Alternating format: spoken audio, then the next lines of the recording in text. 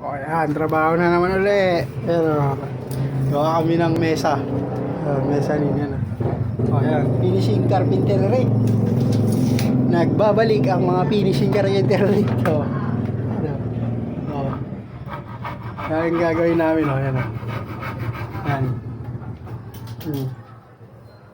Gagawin natin yan ng mesa. Pahingan natin yan.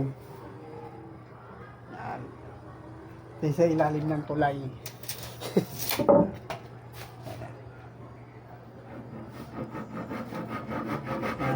Ayos yan.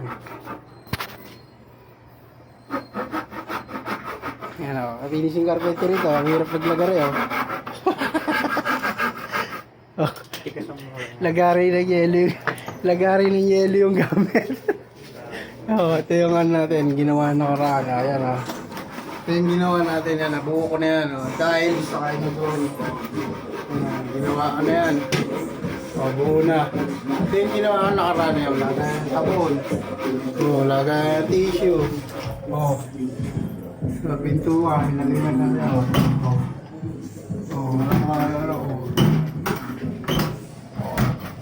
O, may shower pa tayo. Shower. Ginawa natin. Inails ka. Hindi inails ka nakaraan. Yan. Tapos kinabit natin itong inodoro, flash. Dito yung lababo. Kinabit na rin yan.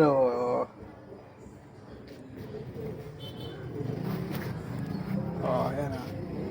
Ganda na, di ba? Nasarap na yan. Alright. Nagharap ng lagari kasi dito matalam yung lagari namin. Lagari kahoy. Pang lagari ng yelo. Hindi naman ano yun. Nangunguya ako